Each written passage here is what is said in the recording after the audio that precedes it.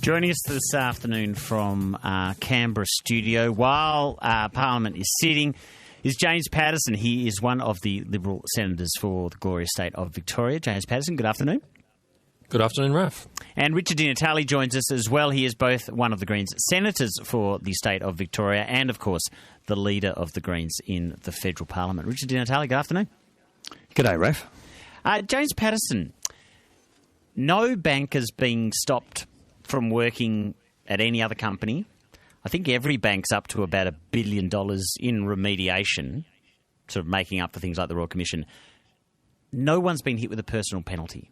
Why not?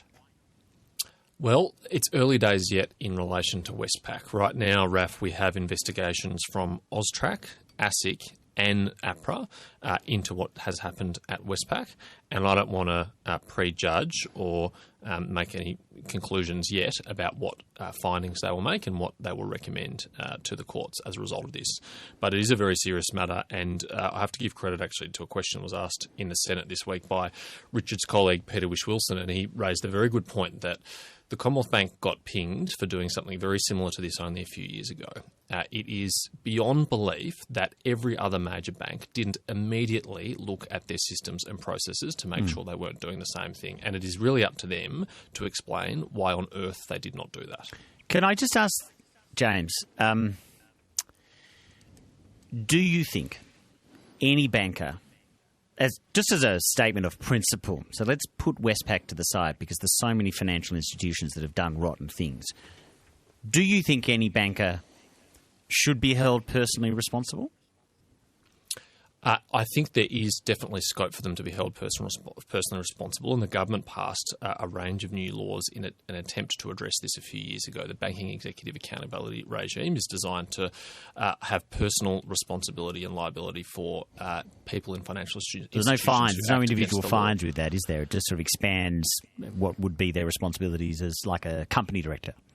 Well, it does bring it in line in part with company director obligations, and one of the consequences from that is that they can be prevented from working in the industry in the future if they're found to have Yes, but you are in year 7 of government, and there's still no banker being personally pinged for anything. Is that a problem? We are a rule of law country, Raf, and if someone has broken the law, they should be prosecuted and charged to the full extent of the law and bear the full consequences of that. It's not up to executive government of the day just to go around locking people up because you might want them to be. Richard Di Natale, do you think bankers should pay a personal penalty? Oh, of course, Raf. But it's worse than that, Raf. Not only are they not paying a personal penalty, they're getting a massive golden handshake on the way out. What's the head of Westpac's got almost $3 million? So 2.67 million. Yeah, I think the fella at NAB might have got close to $8 million on the way out. I mean, you know, if you're a teacher or a nurse, you'd have to work a lifetime, maybe 2, to get something approaching what these guys get as a reward for this shocking behaviour. And what it does speak to is the rotten culture within the financial services industry. It's why the Greens led the charge for a Royal Commission, and despite the fact that we was voted down by the Liberal Party time and time again, indeed by the Labor Party, and who ultimately came to support our position. I mean, it's why we push so hard. And I think there's an argument now that we should be looking at following the example of some other countries where they've actually capped CEO pay. I think there's an argument for saying that... But just on personal responsibility, would you worry that if you make an individual liable for the mistakes a corporation makes... You've got to do both. You just terrify people and you stop business operating properly? No. That's the argument. We're talking about millions of transactions here. Millions and millions of transactions on the back of a Royal Commission that's shone a spotlight into malfeasance and criminal behaviour, and somehow the jokers at Westpac didn't seek to review what they were doing. I mean, it's remarkable stuff. You can hardly make this stuff up.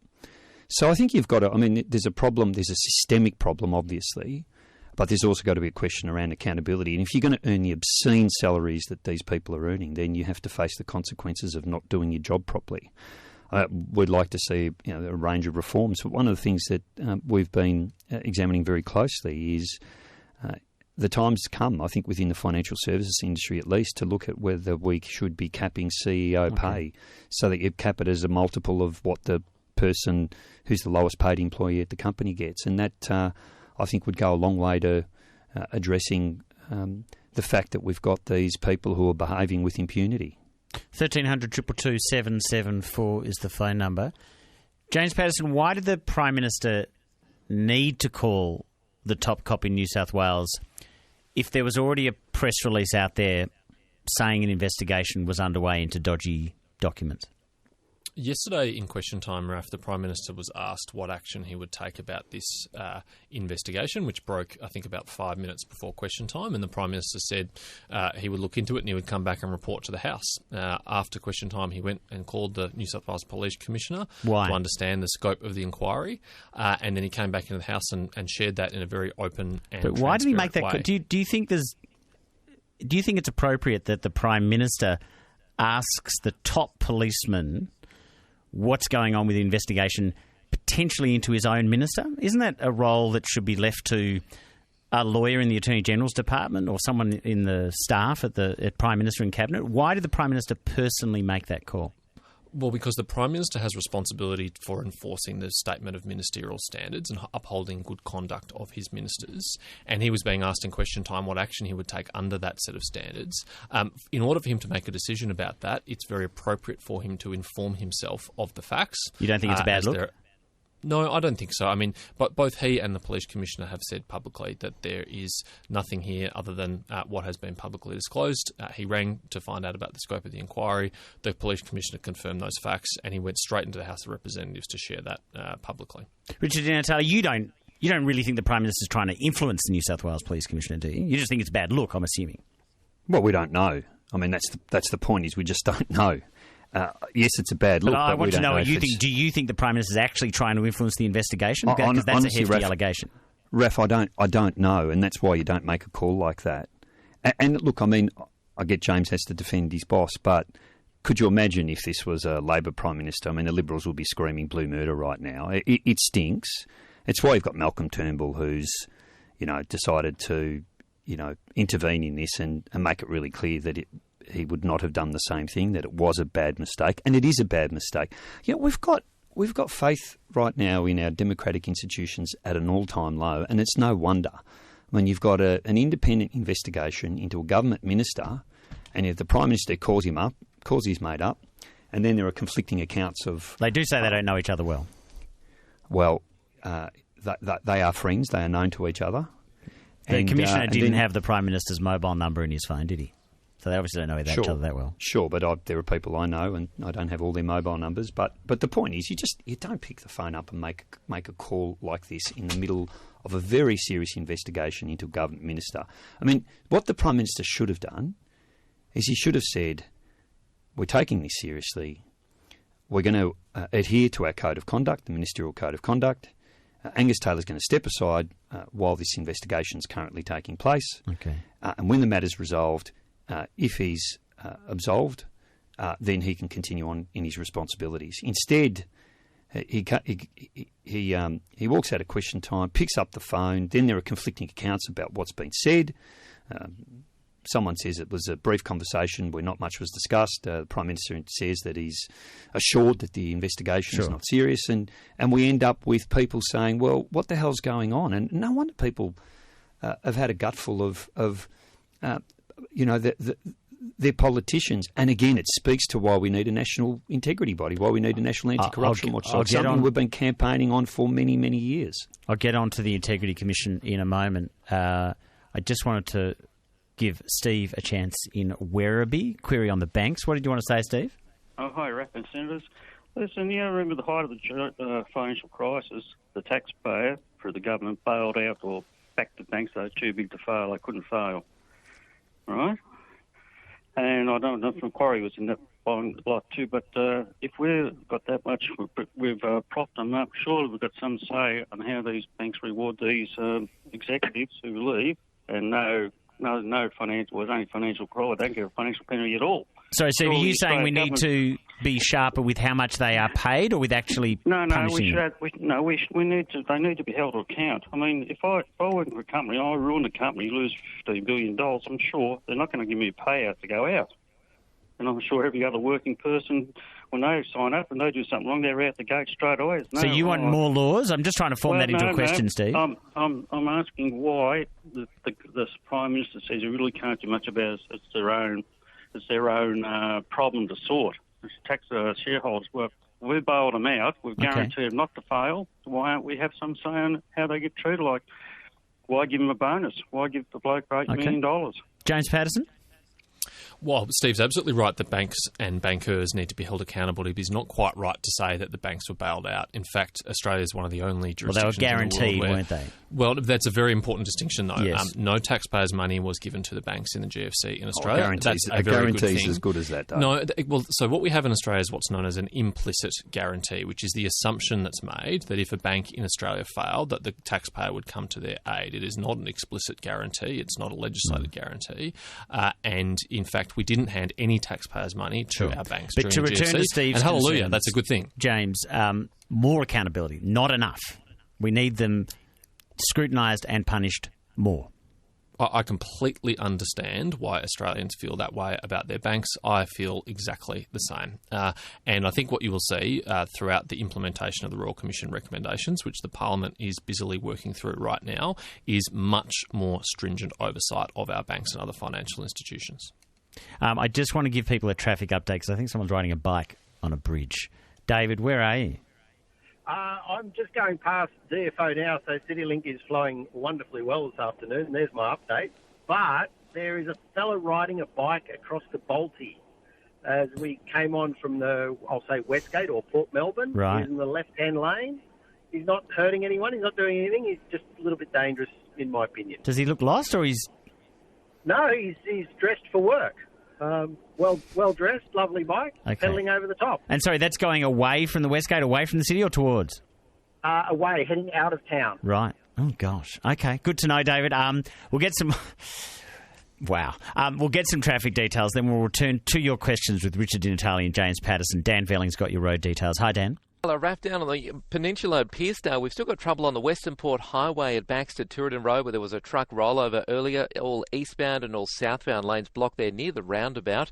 Also nearby, a smash on the Nepean Highway in Carrum, which is just south of Carrum Station. There's still delays in both directions on the Mornington Peninsula Freeway between Springvale Road and Thompsons Road following an earlier collision.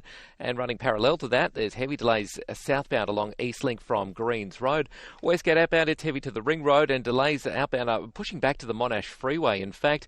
And the Monash, it's slow from Toorak Road down to Wellington Road. It's crawling past East Malvern Station in both directions. For the train lines this afternoon on the Cranbourne line, the 5:15 Flinders Street to Cranbourne service was cancelled and the Stony Point line remains suspended.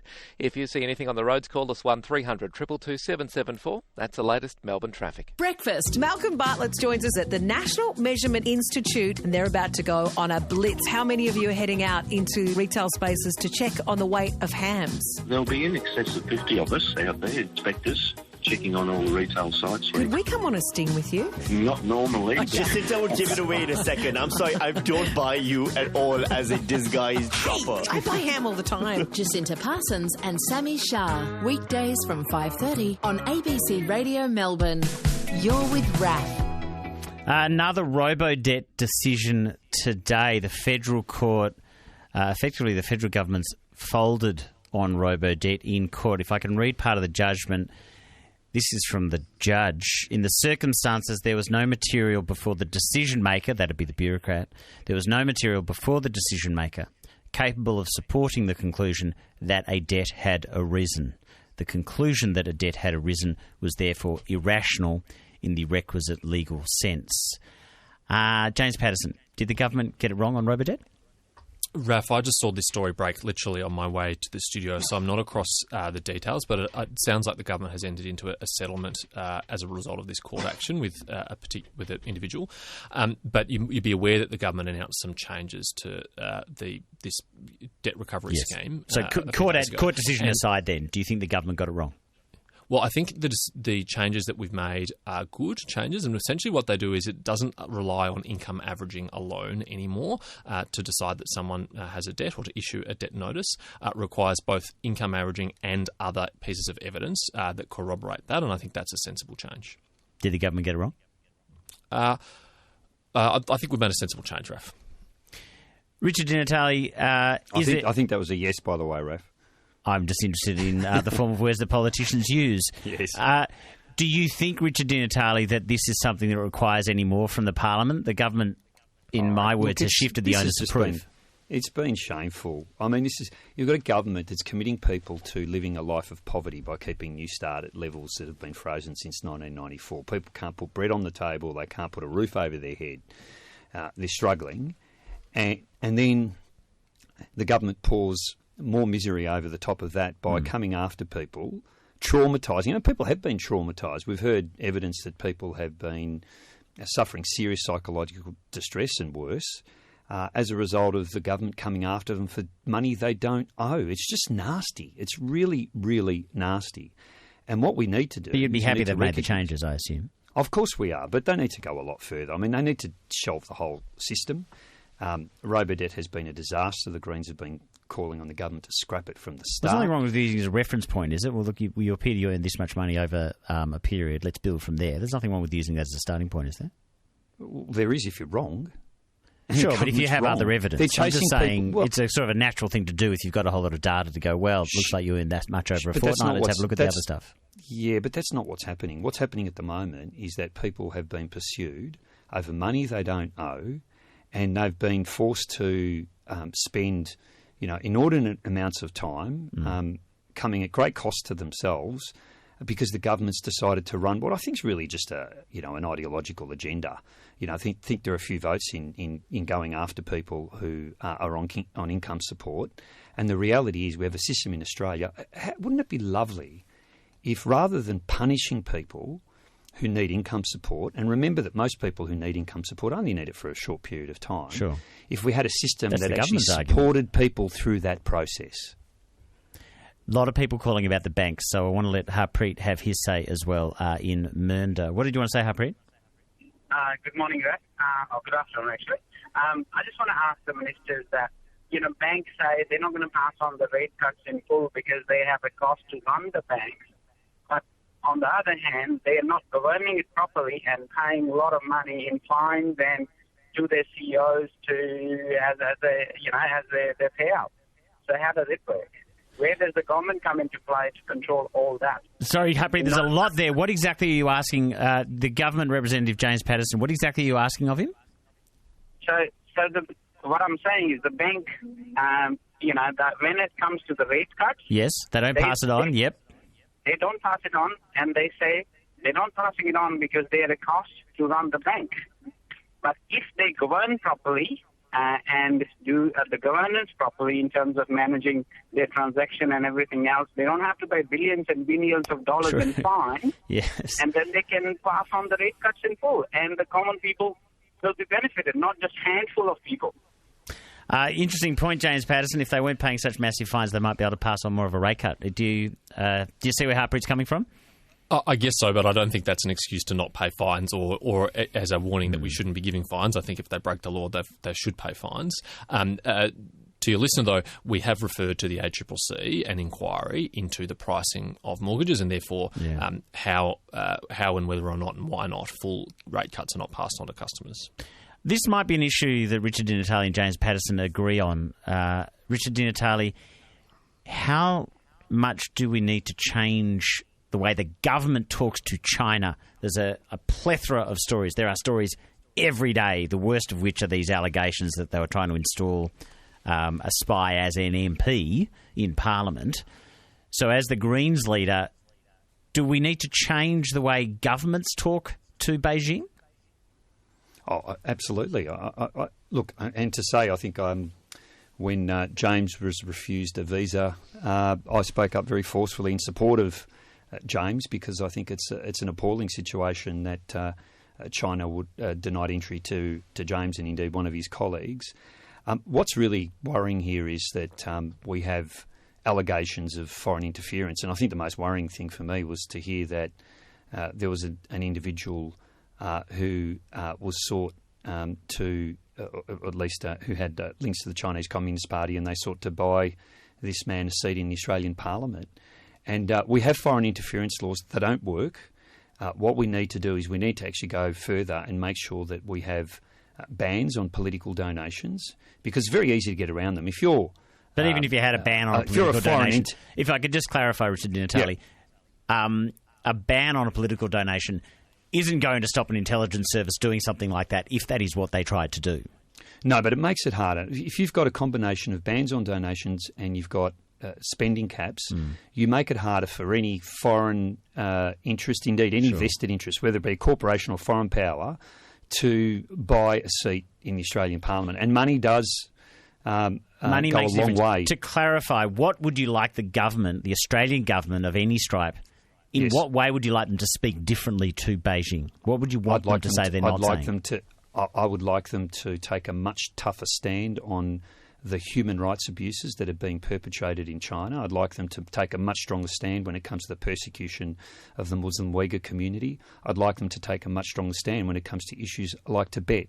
I would have liked to have Foreign Minister's been quite strong on the Uyghurs. Nowhere near strong enough, Raf. The situation in Hong Kong, where we've got, again, months and months and months of a protest, where we're seeing the crackdown on peaceful protest, on civil disobedience.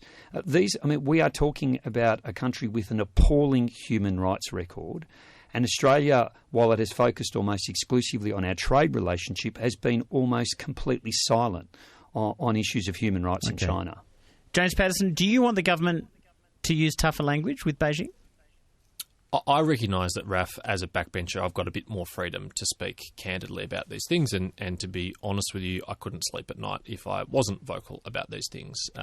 All the revelations that we're getting out of Xinjiang province are deeply, deeply troubling. And that's where the Uyghurs are all locked up, every new allegation just confirms what some of our worst fears are about what's going on there. So I feel a moral obligation to speak out. And I think you're right. I think the Foreign Minister has been very strong on this, but I also recognise that ministers of government are not in the same position as backbenchers. Are you asking the ministers to be tougher? I regularly discuss it with my backbench and ministerial colleagues, my concerns about this, and can I tell you, they're widely shared. I don't get much pushback when I say this is a real problem. Everyone agrees. Is there a problem that we lose? Especially, they could really easily turn off the tap when it comes to students for a year. They could send us a really tough economic message and just not let people come to our universities for a year, and we'd be in all sorts of trouble. Are you worried about that? That might be the case, Raf. That's true. That could happen, but I don't think it's an excuse to not speak out. I think we've still got an obligation to speak out. We learnt in the most recent revelations that 23 Australian Uyghur people have been implicated and caught up in this. We've got an obligation to them as our fellow citizens, and we've also got an obligation on the basis of universal human rights for everyone who's affected by that situation. Max is in Altona. What do you want to raise, Max? Max, you there? Hey, g'day. Just for James Paterson, I know you were saying before it's a country of law and we have to follow laws, that kind of stuff. Liberal parties around the country are pushing for laws that criminalise protest at the moment, and they're pushing to get those laws through. When are you going to prioritise laws that actually criminalise corporate malfunction like it's going on in the banks? James? There's no law before the Parliament to criminalise protest, and nor will there be a law before the Parliament to criminalise protest. Not true, James. What the Prime Minister said in his speech to Brisbane onto the mining industry was that he's very concerned about the way in which secondary boycotts are being used to pressure companies out of supplying products and services to the mining industry. Now, secondary boycotts are illegal in this country for everyone except the environmental movement, and all the Prime Minister has flagged and all the Attorney General Christian Porter is looking at is whether that exemption is justified. Now, that does not amount to and will never amount to criminalising protests, and I wouldn't support it if it did. Gag bill, James? Sorry, just clarify, what are you asking there, Richard? Well, for example, when it came to people taking a stand on animal welfare standards, the government rushed through laws to criminalise individuals. But that was about trespass for political reasons, wasn't it? No, it wasn't about trespass, because trespass laws are state laws. This was about the use of a carriage service. So getting on Facebook and trying to organise a protest would be a criminal activity under the legislation passed by this government. I don't. The government's taken a very strong stand against people protesting to protect the environment, protesting against animal welfare standards, and yet it lets the banks off the hooks. Okay. Today it's gone after the unions. We've got a minister who's under investigation by the police, and they're running protection against them. We have a creeping authoritarianism going on right now, Raf, and I just wish the government took the same attitude to the banks and indeed to corporate Australia as it does to ordinary citizens who are fighting to protect the environment and make Australia a better and safer place. James Paterson, just a quick response, and maybe if you can focus on the new law around farm activism. Yeah, unsurprisingly, I don't share Richard's characterisation of the law. That's not accurate. The situation that we had was we had organisations like Aussie Farms openly inciting people to trespass on farmers' lands and absolutely terrorising them and terrorising their farm stock. They were engaging in seriously unethical, appalling behaviour, and no one in the environmental movement should want to be associated with that kind of extremism. Concerns about animal welfare are absolutely legitimate, and they have every right to protest about that. But it's not okay to go around terrorising farmers and their animals by inciting people to trespass and do serious damage to property. And rising authoritarianism, that was the charge from Richard Di Natale. I think that's just political rhetoric. It's just not true. When are you two both going to sponsor a bill on China in the Senate? We'll see. We got some rare agreement there, didn't we, Raf? I appreciate your time, both of you. Thanks a lot. Thanks, Raf. Richard Di Natale, he is, of course, the leader of the Greens in the federal parliament. James Paterson, Liberal.